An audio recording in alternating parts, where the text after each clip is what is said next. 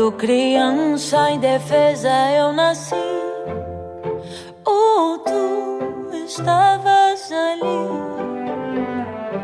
Mal sabia eu cantar, tu estavas ali. Quando jovem um leão veio me atacar, tua força me fez o derrotar.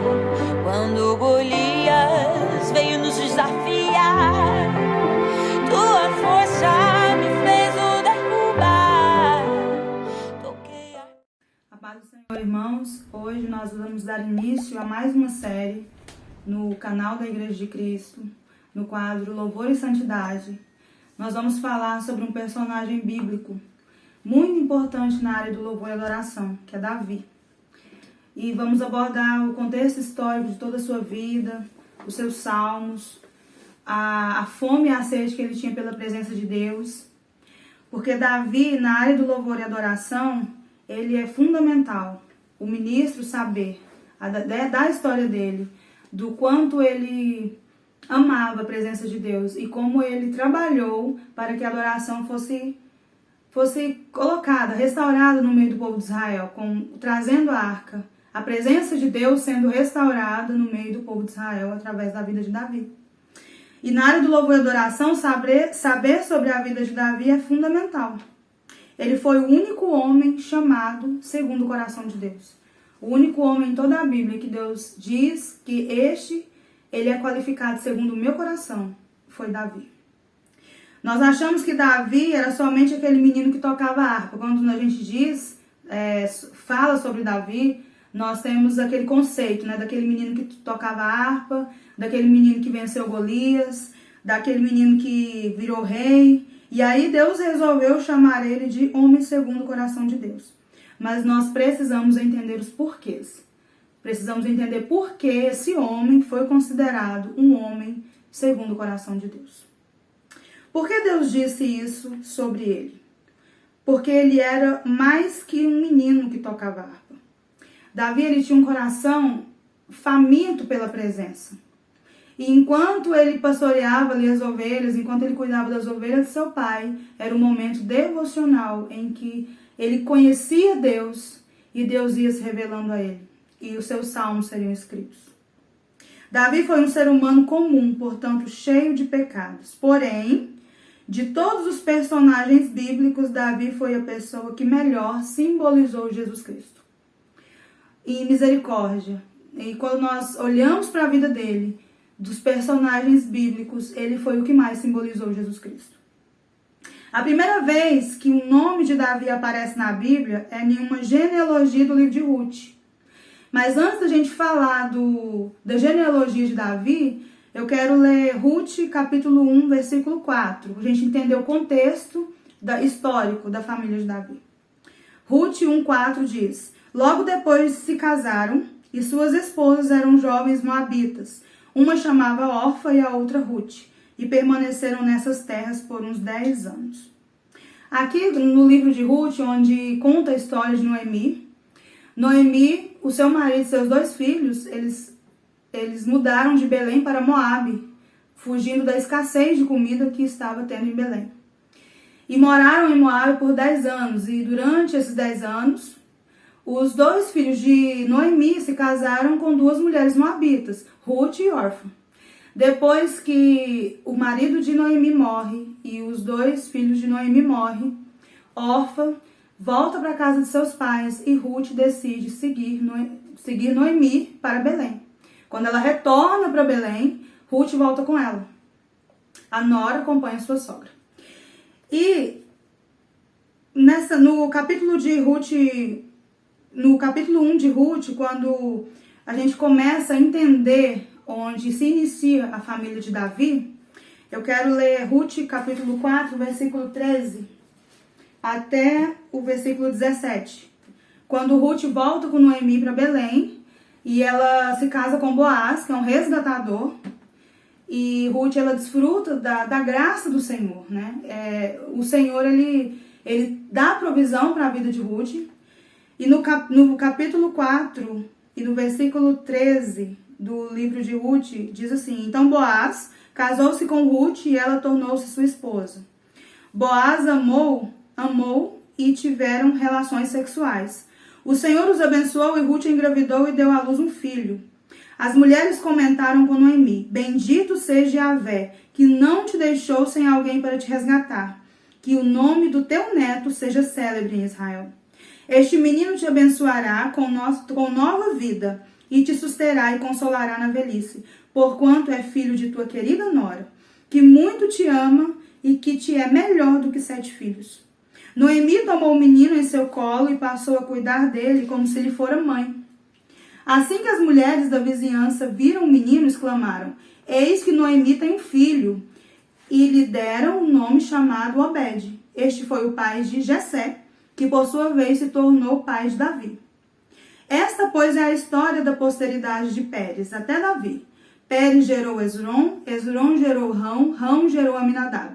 Aminadab gerou Naasson, Naasson gerou Salmão. Salmão gerou Boaz. Boaz gerou Obed. Obed gerou Jessé e Jessé gerou Davi. E aqui se inicia a história de Davi.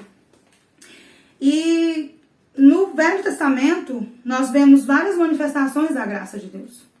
A graça de Deus sendo manifesta na vida das pessoas. E uma delas foi na vida de Ruth, uma gentia, que entrou na genealogia de Jesus, entrou na linhagem de Davi. Em Mateus capítulo 1, versículos 5 e 6 diz: Salmão gerou Boaz, na genealogia de Jesus. Agora nós vamos. Salmão gerou Boaz de Raabe, e Boaz gerou Obed de Ruth. Obed gerou Jessé. Jessé gerou o rei Davi. E o rei Davi gerou a Salomão, daquela que foi mulher de Urias, Betseba. E em pleno tempo da lei, estamos vendo na mesma família 3 descrições da graça, bem dentro da lei. Então aqui Deus, ele manifestou a graça na família de Davi. Em Ruth, em Raabe, que era uma meretriz, e vivia em Jericó, e a graça de Deus chegou até Raabe, porque ela abrigou 3 espias que foram espiar Jericó. E vemos a graça de Deus na vida de Betseba. Ela deu à luz a Salomão, que também herdou o trono. Ruth é uma moabita que também entra para a linhagem de Davi, e consequentemente entra na linhagem de Jesus. Ruth é bisavó de Davi, e um dos filhos de Davi, que inclusive sucede seu reinado e trono, é Salomão. Salomão, ele não foi o primeiro filho de Davi. A tradição era o primeiro filho, o primogênito, ocupar o trono no lugar do pai. E Deus escolheu Salomão para ocupar o trono e manter a linhagem de Davi. Filho de Betseba. Mesmo sendo essa a regra normalmente seguida para a escolha do novo rei, Deus decidiu escolher Salomão, que era o filho mais novo, filho de Betseba. Outra manifestação da graça de Deus no Velho Testamento. A mãe de Salomão, Betseba, a que tinha sido mulher de Urias, Davi pecou com ela, quando Davi quis Betseba, ela sendo casada, e mandou Urias para a frente da batalha para morrer. Mas Deus escolhe essa mesma mulher para ser mãe do que iria continuar a linhagem até Jesus. Depois de o primeiro filho ter morrido como julgamento pelo pecado do adultério e assassinato de Urias, nasce Salomão, talvez o maior rei que Israel tenha tido depois de Davi. Então aqui a restauração do Senhor acontecendo. Depois, por mais que a consequência do pecado chegou na vida de Davi e de Betseba, o primeiro filho deles morreu. Deus restaurou com Salomão, houve uma restauração. Deus ele deu alegria a Davi. E sobre Raabe, que também era gentia, outra gentia, a qual o Senhor traz para o meio do povo de Israel. Foi uma prostituta que morava nos muros de Jericó e entrou para a linhagem do rei Davi e também do próprio Jesus. Ao ajudar os espiões israelitas antes da invasão a Jericó, e converteu-se ao Deus de Israel, e sua vida foi preservada junto com os israelitas. Então Deus permite que Raabe, uma gentia, faça parte da genealogia de Jesus, porque ela teve misericórdia dos 3 espias que foram espiar Jericó, e abrigou-os, e assim Deus a poupou da destruição, quando o povo de Israel, liderado por Josué, ocupou a cidade de Jericó e os muros caíram. Então, a genealogia, ela vai muito além de uma simples genealogia. Nós não gostamos de genealogia, de ler as genealogias da Bíblia, mas nós precisamos ler porque nós precisamos compreender as entrelinhas da Bíblia. O cristão, ele precisa meditar, mesmo nas genealogias, porque nós precisamos compreender as entrelinhas que ela nos traz. Na genealogia de Davi, nós compreendemos muito da graça de Deus. O contexto histórico em que Davi nasce também é muito importante. Nós precisamos compreender o contexto histórico que ele nasce. Davi foi ungido por Samuel, o mesmo profeta que ungiu Saul. Samuel nasceu em um momento onde a palavra de Deus era escassa. 1 Samuel, capítulo 3, versículo 1 diz: Samuel ainda era menino, mas continuava a servir ao Senhor, sob direção de Eli. Naquela época, raramente Yahvé falava aos seus servos, e as visões haviam se escasseado muito. Quando Samuel nasce, poucos profetas e poucas visões haviam no meio do povo de Israel. Por quê? Porque Eli, que era o sacerdote da época, ele era negligente na criação dos seus filhos, na relação com seus filhos no templo, com as ofertas que eram trazidas ao Senhor. Eli era um sacerdote negligente, um juiz negligente. E isso desagradava a Deus. E a geração de Eli perdeu a presença de Deus. Quando Samuel nasceu, que foi o sacerdote que ungiu Saul e ungiu Davi, a presença de Deus era... as visões haviam se escasseado, era escassa no meio do povo de Israel. Eles estavam distantes, Deus não estava se agradando de Eli e dos seus filhos. E provavelmente ainda era assim quando Davi nasceu. Quando Davi nasceu, provavelmente ele nasceu em um ambiente de frieza, o povo de Israel distante de Deus. Porque Davi também nasceu num tempo crítico para o povo de Israel. A Arca da Aliança, que era o símbolo da presença de Deus no meio do povo de Israel, estava com os filisteus.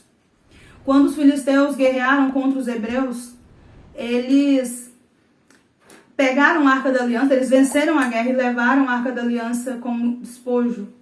Eli era quem cuidava do templo. E quando Davi nasceu, a Arca ainda estava com os filisteus. Mas o grande problema é que Saul nem se importou com a Arca do Senhor durante seu reinado.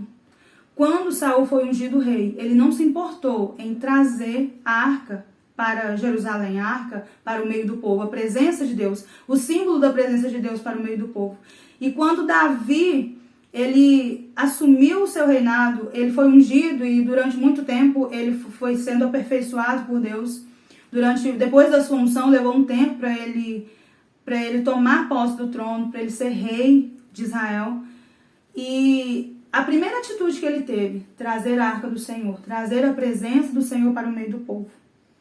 Saul nunca manifestou o desejo de trazer de volta para Israel a Arca e a presença de Deus. E quando Davi é ungido rei, ele prioriza totalmente a decisão de que a Arca deveria ser trazida de volta para o arraial. Ela era uma representação de vitória, de comunhão, intimidade e glória de Deus. E certamente Davi queria resolver isso logo após ter sido ungido rei. Então ele dá primazia ao Senhor. Ele dá ao Senhor, a primeira atitude é restituir a Arca do Senhor para o meio do povo de Israel. A adoração, a presença de Deus, a alegria. Davi é para nós um exemplo de que podemos ser diligentes em buscar a Deus. Davi é um exemplo de zelo, de cuidado com a presença de Deus. Um exemplo de um homem com o coração tão quebrantado diante de Deus, que nada mais importa se a adoração, se eu não estiver prostrado, se eu não estiver rendido, se eu não estiver Deus comigo. Mesmo que todos os que nos cercam não sejam assim. Uma diferença que nós vemos nele é que, mesmo sendo perseguido, mesmo Saul perseguindo, mesmo Saul querendo matá-lo, mesmo lutando contra a inveja, contra o orgulho, mesmo Saul não dando importância para a Arca do Senhor, ele tinha no coração que mesmo que todos que o cercassem, ele não seria assim. Mesmo que que o todo fosse frio, mesmo que todos que o cercassem fossem frios. Ele não era assim. A primeira atitude dele foi restaurar a presença de Deus no meio do povo de Israel. E eu quero deixar uma mensagem para você que é o único cristão na sua família. Não se sinta intimidado. Tenha a postura que Davi teve. Não se sinta intimidado pelos ataques. Para você que é o único cristão em sua família, que Davi seja exemplo na sua vida. Numa época de poucos profetas, na época que ele assumiu o reinado, era uma época de poucos profetas, de nenhum louvor ou escassez da palavra de Deus. Davi é ungido rei e prioriza tudo isso. Davi trouxe a arca para Jerusalém, estabeleceu turnos de levitas, restaurando a adoração nacional ao Deus de Israel e trazendo de volta a glória de Deus para a nação que governava. Então, quando ele assumiu, ele tomou atitudes para mudar a história da adoração. Ele tomou atitudes para mudar a história do povo de Israel, da comunhão com Deus. Ele estabeleceu turnos de levitas que 24 horas adoravam o Senhor. Ele estabeleceu turnos de levitas que profetizavam com música no templo. E nós temos que ter esse exemplo de não nos intimidar, mas sempre estarmos apostos em adoração. É possível ser agente de transformação de uma família, de um local, quando se tem o coração voltado para Deus. Se você tem o coração voltado para Deus, você é um agente de transformação, em qualquer lugar que você esteja. A mudar o ambiente que nós estamos. O adorador, ele precisa mudar o ambiente quando ele chega. Eu já falei muito isso nos vídeos aqui nesse quadro. Que o adorador, ele precisa mudar o ambiente quando ele chega. Mas o ambiente só é mudado. Muitas vezes não é através da música.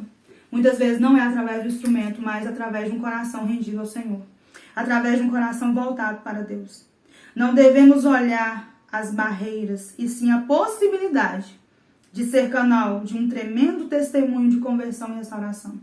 Não é para as barreiras que eu olho. Não é para as barreiras que você tem que olhar. Não é para as barreiras que nós, como adoradores, temos que olhar. Mas é para o provável testemunho de restauração, de conversão. Você tem que olhar para ser canal de um tremendo testemunho diante do Senhor. De adoração, de restauração, de conversão, de libertação. Para isso que cantamos, para isso que tocamos. E ainda sobre a família de Davi, ele veio de uma família um pouco complicada. Davi veio de uma família onde ele era menosprezado. A Bíblia não menciona o nome da mãe de Davi. Ele era o caçula de 7 filhos. 7 filhos homens de Jessé, ele era o caçula e tinha mais 2 irmãs. Em 1 Crônicas 2, versículo 13, narra os nomes dos irmãos de Davi. E ele era discriminado por seus irmãos. A ocupação de Davi era cuidar de ovelhas. Ele deveria passar muitas horas cuidando das ovelhas. E nesse tempo foi onde provavelmente ele desenvolveu suas habilidades musicais e intimidade com o Senhor. Ele passava muito tempo cuidando das ovelhas do seu pai. E ele fazia isso com excelência. E nesse tempo ele aproveitava para criar intimidade com o Senhor, para adorar, para compor, para tocar sua harpa, para trazer a comunhão de Deus, para dizer ao Senhor o quanto ele o adorava. Ele usava esse tempo, sozinho, ele e as ovelhas, para adorar ao Senhor. E nós precisamos aproveitar os momentos que nós temos. Nós precisamos estar todo o dia todo, em adoração, e sempre aproveitar os momentos que temos a sós com Deus, para aperfeiçoar a nossa comunhão com o Senhor, para nos render, para buscar, para adorar, independente de música, independente de estarmos reunidos na igreja, nós somos adoradores, adoradores que adoram um Deus vivo. Davi é também um exemplo para todo aquele que enfrenta problemas familiares, porque ele enfrentou problemas familiares, e ele amava sua família e ele honrava sua família. Ele enfrentou o desprezo, o descaso e até mesmo inveja quando ele é ungido por Samuel. Mas Davi usou de misericórdia e de graça quando foi coroado rei.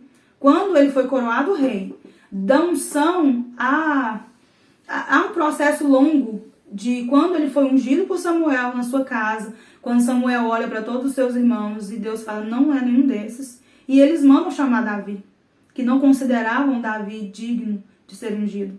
Mas Deus, ele olha o coração, ele não olha o externo. E quando chamam Davi e Samuel unge Davi, Deus fala, é este.